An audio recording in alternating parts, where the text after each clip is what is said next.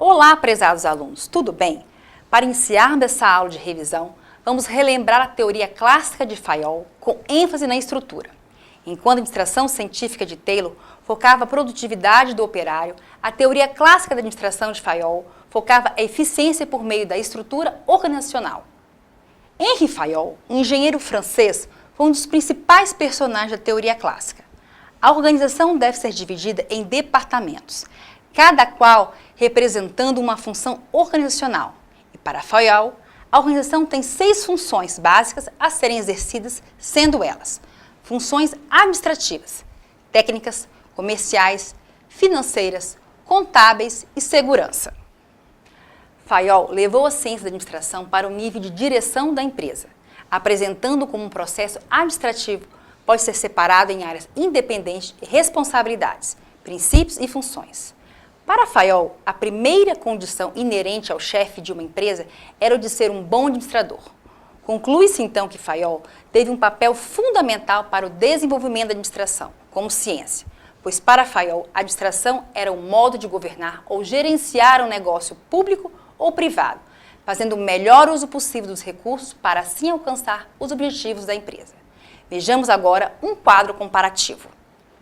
Na administração científica temos Taylor como percursor, origem no chão de fábrica, ênfase reside na adoção de métodos racionais e padronizados, com a máxima divisão de tarefas, enfoque na produção, enquanto na administração clássica temos Henri Fayol como percursor, origem na gerência administrativa, ênfase na estrutura formal da empresa, a adoção de princípios administrativos pelos altos escalões, enfoque na gerência administrativa. Vocês lembram da produção enxuta? O mundo iniciou a produção de modo artesanal, que era customizado, mas era mais caro e demorado.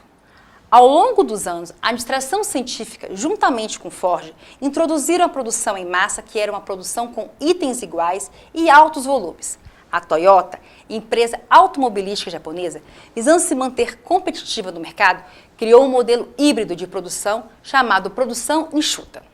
A produção enxuta é um modelo híbrido, era uma junção da produção artesanal com a produção enxuta e segue vigente até os dias atuais com melhorias constantes.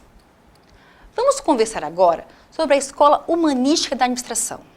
A administração científica e a administração clássica não prestavam atenção às pessoas da organização e foi nesse momento que começou a se alegar que as pessoas faziam diferentes.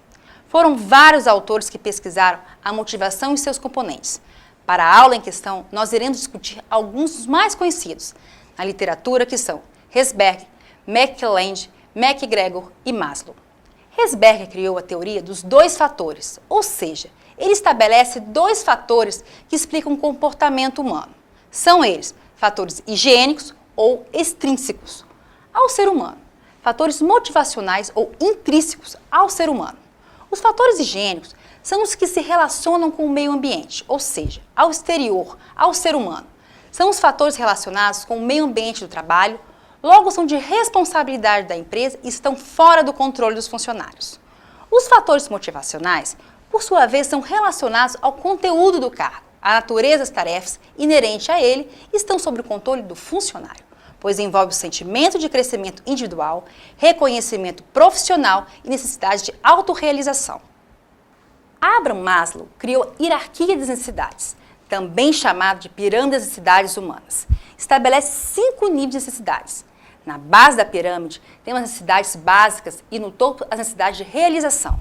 Vejamos a seguir cada uma das 5 necessidades propostas por Maslow. As primeiras necessidades que Maslow propõe são as necessidades fisiológicas, que são o nível mais baixo das necessidades humanas e estão relacionadas com aspectos fisiológicos de sobrevivência e preservação da espécie, como, por exemplo, alimentação, repouso, abrigo e etc. As necessidades de segurança é constituída pelas necessidades relativas à segurança, estabilidade, proteção contra ameaças. Elas surgem a partir do momento que as necessidades fisiológicas são atendidas.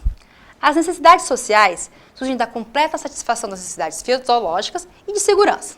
As necessidades sociais dizem respeito à participação em grupos sociais, às amizades, o afeto, a aceitação por parte dos outros. As necessidades de estima é a maneira como o indivíduo se vê e se avalia. são os sentimentos de autoapreciação, autoestima. As necessidades de autorrealização são as necessidades mais elevadas e estão no topo da hierarquia. Elas são referentes ao autodesenvolvimento constante da pessoa e à realização do potencial de crescimento individual. Por fim, vamos relembrar da teoria sistêmica e teoria contingencial. No final da década de 1950, o biólogo alemão Ludwig Bernhard criou a Teoria Geral dos Sistemas, também conhecida como TGS. A TGS basicamente traz que tudo é um sistema, ou seja, um sistema pode ser considerado como um todo organizado, constituído de elementos interdependentes que interagem entre si, cada um relacionando-se com o ambiente em que está inserido. Trazendo a TGS em uma visão empresarial, tem uma visão sistêmica, ou seja, uma abordagem holística da empresa, sem esquecer das partes componentes do todo e das interações entre as partes. A teoria contingencial estabelece que não existe um modo certo de administrar, ou seja, as organizações são diferentes, complexas e interrelacionadas, e o ambiente geral pode afetar as empresas em questões tecnológicas, legais, políticas, econômicas, demográficas, ecológicas e culturais. Caros alunos, aprofundem seus conhecimentos sobre as outras teorias e abordagens da administração.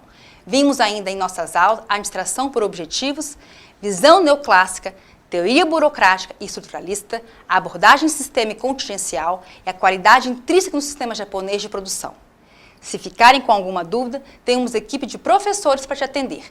E para que você vá preparado para as avaliações, leia o material, faça o exercício, participe no fórum e assista as videoaulas. Espero que nossos encontros tenham sido proveitosos. Um abraço e boa sorte!